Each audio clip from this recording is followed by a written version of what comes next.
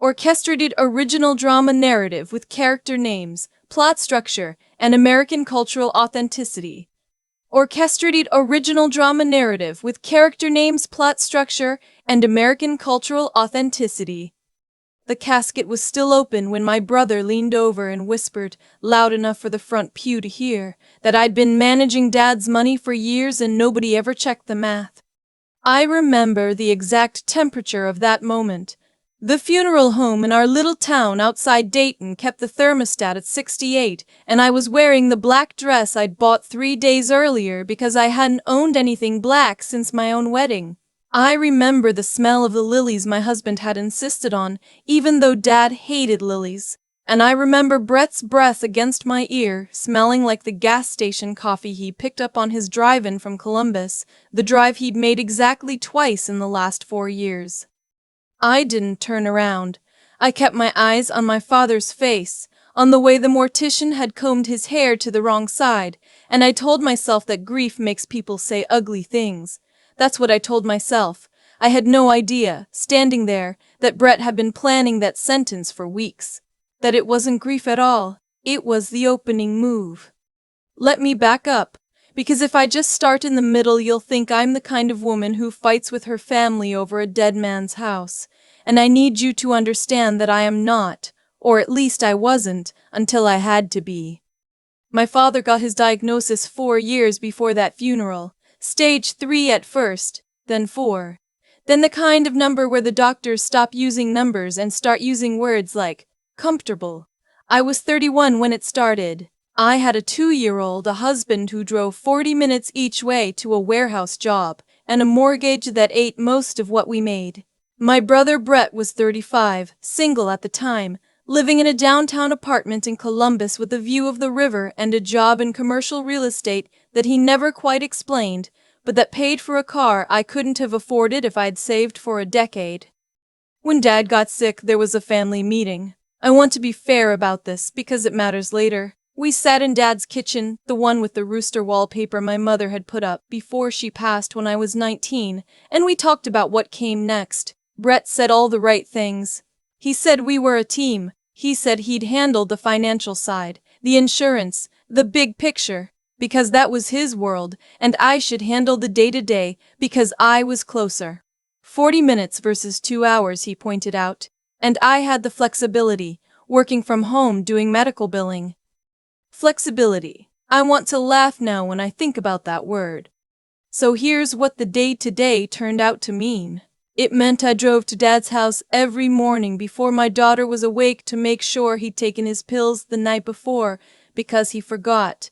Because the cancer and then the medication for the cancer turned his memory into something with holes in it. It meant I learned to change a colostomy bag from a YouTube video at 2 in the morning while my dad cried from embarrassment, and I pretended I had a cold so he wouldn't know I was crying too.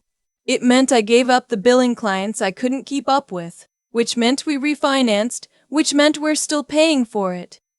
It meant 4 Christmases where I did the shopping, the wrapping, the cooking, the cleanup, and the driving Dad to the bathroom, while Brett came in around 2, ate, told a few stories, took a photo with Dad for his social media, and left before the dishes. And the financial side, the big picture Brett was supposedly handling, I found out later he'd set up an automatic payment for Dad's Medicare supplement, and then more or less considered his job done. Everything else, the property taxes, the utilities, the prescription costs the insurance fought us on every single month, the home health aide we hired for the last year and a half, and then could only afford 2 days a week, all of that ran through me. I kept a spreadsheet. Thank God I kept a spreadsheet. I'm a billing person by training. I keep records the way other people breathe. Every dollar that came out of Dad's accounts, I logged it, dated it, saved the receipt. I did this because that's just who I am, not because I ever imagined I'd need to defend myself with it. When the home aide's hours got expensive, Dad insisted on paying me a little something for the time I was putting in. I refused at first. He insisted again, the way he did everything, quietly and then immovably, and finally we agreed on a number that worked out to about $11 an hour for what a professional caregiver would have charged 40 for. He had me set up as a payee on one of his accounts so I could pay his bills without driving the checks to him every week. He signed a form at the bank. There was a notary. I want you to hold on to that detail, the notary, because it's going to matter. The last 6 months were the hardest months of my life, and I would do every one of them again. We watched a lot of old westerns. He liked the loud ones, the ones with horses and bad guys and black hats, and a clear ending where the right people won. Near the end, he started calling me by my mother's name sometimes, and I stopped correcting him, because the look on his face when he thought she was in the room was the only thing that still made him smile. He died on a Tuesday in March, with me holding his hand and Brett somewhere on I-71, stuck in traffic he texted me about. He made it 20 minutes after. And 4 days later at the funeral, my brother leaned over the open casket and started building the story that I was a thief. I didn't understand it that day. I understood it the following week, when we sat down in the office of Dad's attorney, a soft-spoken man named Mr. Calloway who'd done Dad's will 15 years earlier and updated it twice since. Brett brought his wife, Tara, a woman I'd met maybe 6 times, who spent the meeting taking notes on a leather portfolio like she was deposing us. My husband Daniel came too, and held my hand under the table the whole time. Mr. Calloway read the will. It was simple the way Dad was simple. The house, paid off, worth somewhere around $240,000 in our market, was to be split. But not evenly. Dad had updated the will 18 months before he died, and in that version, the house went 60% to me and 40% to Brett, with a single typed paragraph that Mr. Calloway read in a flat lawyer's voice, but that landed in the room like a dropped plate. The paragraph said, more or less, that Dad recognized I had given up income and years to care for him, and that the unequal split was his way of acknowledging that, and that he hoped his children would understand and not let it come between them. There was also a small life insurance policy, about $30,000, split evenly, and his old truck, which he'd left to my daughter, to be held until she could drive it, which made me put my face in my hands. I expected Brett to be unhappy about the 60-40. I did not expect what actually happened, which is that Tara set down her pen, folded her hands, and said, very calmly, "We're going to be contesting the will, and we have some concerns about how the accounts were managed during the period of his decline." The period of his decline. She said it like a phrase she practiced. I looked at my brother. He wouldn't look at me. He was studying the carpet like it owed him money. Mr. Calloway, to his credit, didn't flinch. He said that the will was properly executed, witnessed, and notarized, and that the law presumed it valid. He said anyone was free to contest it, but that contesting a valid will is expensive and usually unsuccessful, and he encouraged the family to consider whether that was really what their father would have wanted. Tara smiled the way you smile at a waiter who's brought you the wrong dish. "We think our concerns about the financial mismanagement might change the picture," she said. That was the first time anyone said the word out loud, in a room to my face. Mismanagement. And I felt something cold move through me because I understood, finally, what the funeral whisper had been. Brett wasn't grieving. Brett was setting up a story where I was the daughter who'd isolated their father, taken control of his money, paid herself and steered him into changing his will. The classic version. The Lifetime movie version. The version where the caregiver is the villain. I drove home from that meeting and threw up in the driveway before I made it inside.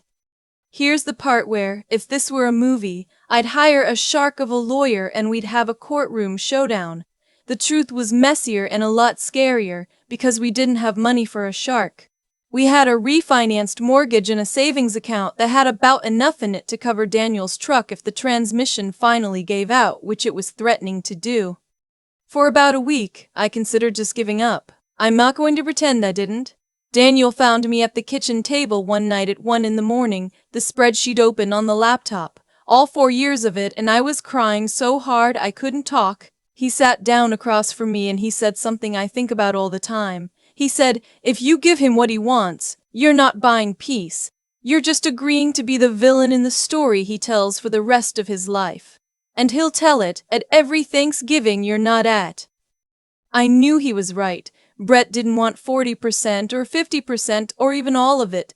He wanted to be the good son. He'd spent 4 years not showing up, and now he needed a story where that was somehow my fault, where the reason he hadn't been there was that I'd pushed him out and locked down the money. He needed me to be the bad guy so badly that he was willing to drag our dead father's name through a lawsuit to get it. So I stopped crying and I got organized, because organized is the one thing I have always been good at. I called Mr. Calloway and asked him plainly what it would actually take to defend the will. He told me the truth, which I appreciated. He said will contests in our state almost always fail when the will is properly executed and the deceased had capacity. He said the burden would be on Brett to prove undue influence or fraud, not on me to prove innocence. And he said the single best thing I could possibly have was documentation, records, proof of where the money went. I told him I had 4 years of it to the dollar. There was a pause on the phone. Then he said, "Send me everything." I spent 3 days assembling it. The spreadsheet, yes, but more than that. I had bank statements going back 4 years because I downloaded them every month and saved them in folders by year. I had the receipts, photographed and filed. I had the signed bank form with the notary stamp authorizing me as payee.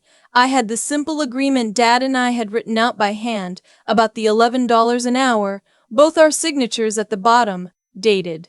I had text messages, hundreds of them, where I'd asked Brett to help, to visit, to chip in, and his replies, the wish I could but work is crazy. And the you've got this, you're the best, and the one I almost couldn't look at. Where I'd texted him that Dad had a bad night and was asking for him, and Brett had replied with a thumbs up. Just a thumbs up. 3 days before, he'd posted photos from a weekend in Nashville. And I had something else, something I'd forgotten I had, until I went through Dad's house looking for paperwork and found his old phone in the nightstand drawer. Charger still plugged into the wall. About a year before he died, Dad had gotten into the habit of recording voice memos.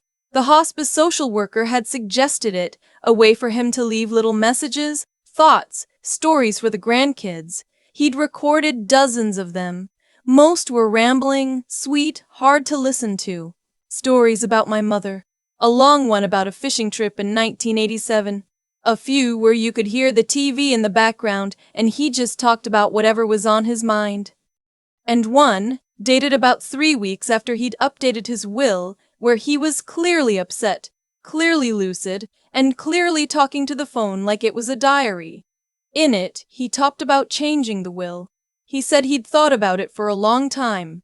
He said, and I had to stop the recording and walk outside and stand in the cold for a minute before I could listen to the rest, that he knew Brett would be angry, but that he'd watched me carry him for 4 years while his son sent thumbs-up emojis, and that he wasn't a fool, and that he wanted it written down somewhere in his own voice, that nobody talked him into anything. That this was his decision, that he was, his words, still the man of this house even if I can't get out of the bed in it. I sat in my car in my dead father's driveway and listened to that recording 4 times. I sent everything to Mr. Calloway, the recording last, with a note explaining where I'd found it.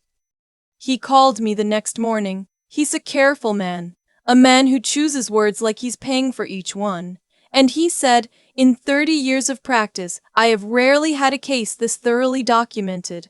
I want you to understand something. This isn't going to be a fight. If they're smart, the moment their attorney sees this, it's over. Now, here's where I made a choice I'm still proud of. I could have told Mr. Calloway to send all of it to Brett's lawyer immediately, the whole arsenal, and crush him. And part of me, the part that had thrown up in the driveway, wanted exactly that. But I had a daughter who'd been left her grandfather's truck, who would grow up in this family, who would sit at holiday tables with her Uncle Brett and his kids. And I kept thinking about the last line of Dad's will, the one where he said he hoped this wouldn't come between his children. He was asking me for something, even from the grave. He was asking me to not become my brother. So I asked Mr. Calloway to set up a meeting, just family, No depositions, no formal letters yet. I asked him to be there and to bring nothing but a folder. We met at the same conference table, Brett and Tara on one side, me and Daniel on the other, Mr. Calloway at the head. Brett looked thinner than he had at the funeral, and he had the brittle, wound-up energy of a man who'd told a story so many times he'd started to believe it. Tara had her leather portfolio again. Tara started, because of course she did. She launched into the prepared version, how questions had been raised about the timing of the will change, how it was concerning that I had been added as a payee right around the same time, how they weren't accusing anyone of anything, but as a family they owed it to their father to make sure everything was above board, and how, given all of that, they felt the only fair thing was a 50-50 split of the house and a full accounting of every dollar that had moved through Dad's accounts in 4 years. I let her finish. I promised myself I would let her finish. Then I slid a folder across the table, the thin version. Mr. Calloway and I had picked 5 documents. I said, and I'd practiced this until it came out steady, you want a full accounting. Here are the first 5 pages of it. There are about 400 more. Take your time. The first page was the spreadsheet summary. Every dollar in, every dollar out, 4 years, balanced to the penny, with the $11 an hour caregiving payments highlighted and totaled, a number that came out to less than what a single month of professional memory care would have cost. The second page was the notarized payee authorization, Dad's signature, the stamp, the date. The third was the handwritten caregiving agreement. The fourth was a printout of one text thread, the one ending in the thumbs up. Brett's face changed when he saw that one. Tara's didn't, because Tara had never seen those texts, because Tara had only ever heard Brett's version, the version where he'd been kept in the loop and reassured everything was handled. And the 5th page wasn't a page, it was a single line in Mr. Calloway's neat handwriting that said, audio recording of our father's name dated the date, the available upon request. What's that? Brett said. Not a question, really. It's Dad, I said, talking about why he changed his will. 3 weeks after he changed it, by himself, into his phone. No one else in the room.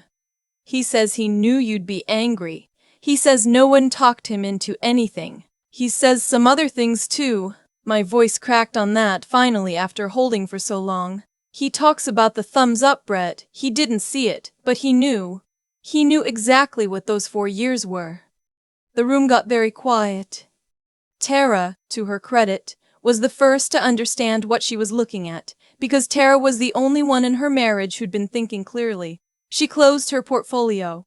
She put her hand on Brett's arm, and she said, in a much smaller voice than the one she'd come in with, "We're going to need a minute." Mr. Calloway said they could use his office down the hall. They were gone 11 minutes. I counted because I count things. When they came back, Brett wouldn't sit down. He stood behind his chair with his hands gripping the back of it, and he looked at me, and for 1 second, 1 single second, I saw my actual brother in there, the one who taught me to ride a bike, the one who cried at our mother's funeral. And then it was gone, swallowed by the man he decided to become. He said, "We're withdrawing the contest." His jaw was tight. "The will stands."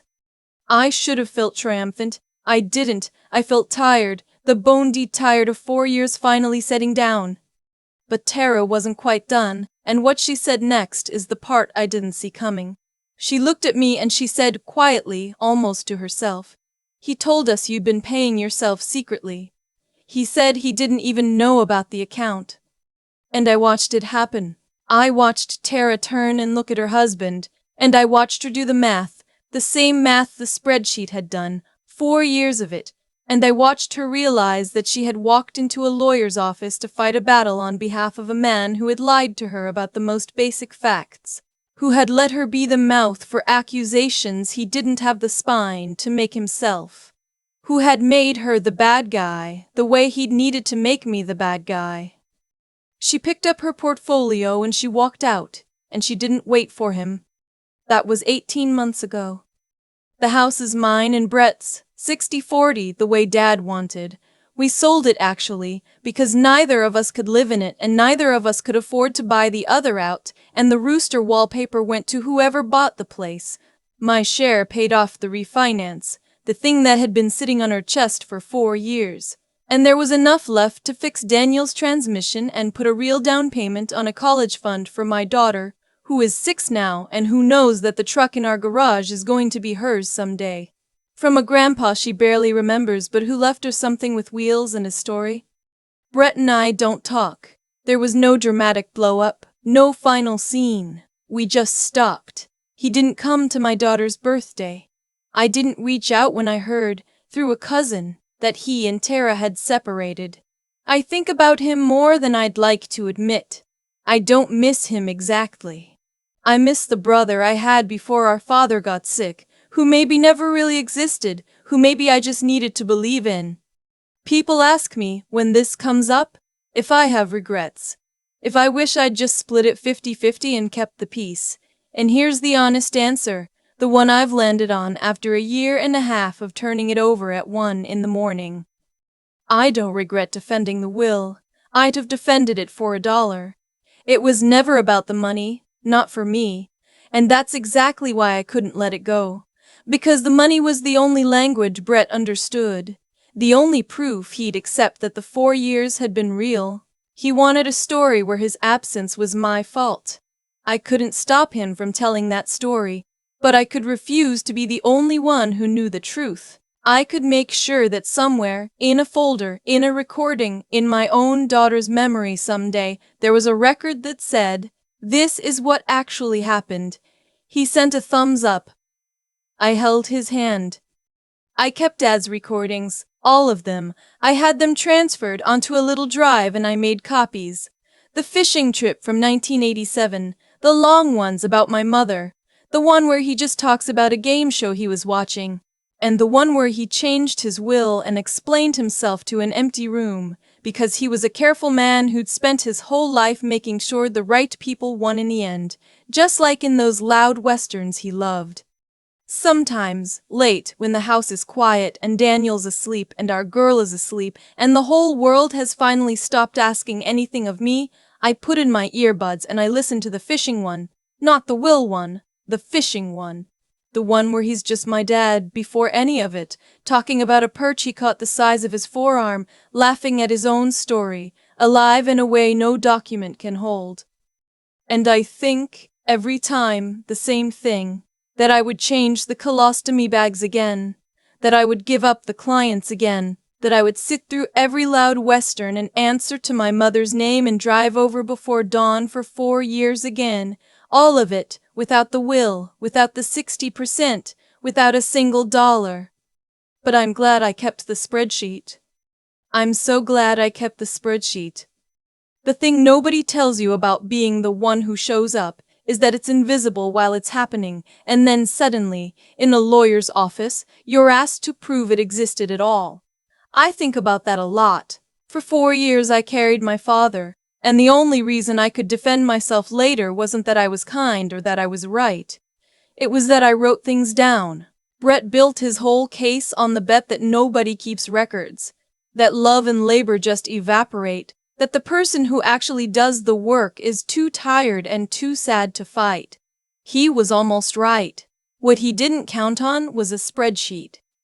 I've come to believe that doing the right thing and being able to prove you did the right thing are two completely different skills, and you need both. Goodness without records leaves you defenseless against people like my brother. I changed those colostomy bags out of love, not strategy. But I saved the receipts out of habit, and that habit is what kept alive from rewriting my whole life. So when people ask me what I learned, I tell them, be the person who shows up. And also be the person who keeps the file. The world rewards the second one more than it should, so you'd better do both. The other thing I learned is harder, and it's about clarity. For years I made excuses for Brett. He's busy, he grieves differently, he'll come around. That wasn't kindness, that was me refusing to see what was right in front of me, because seeing it cost too much. The night Daniel found me crying at the kitchen table, what changed wasn't my heart, it was my eyesight. I finally saw the situation for exactly what it was. A brother who needed me to be the villain, so his absence would have an explanation. Once I saw it clearly, I knew what to do. Confusion makes you weak. Seeing things as they actually are, even when it breaks your heart, is the beginning of every good decision I've ever made. And the last piece is just the plain stubbornness it took to not fold. There was a week I almost gave the whole thing away just to make the sick feeling stop. Quitting would have felt like peace. It wouldn't have been. It would have been me agreeing to be the thief in his story forever, at every holiday I wasn't invited to. Staying in the fight when you're exhausted and scared and outmatched on money isn't loud. It's quiet. It's assembling 400 pages while everyone assumes you've got nothing. My father loved those westerns where the right people win in the end. Real life isn't that tidy. The right people only win if one of them refuses to lie, refuses to look away, and refuses to quit. I held his hand. Brett sent a thumbs up, and I kept the spreadsheet.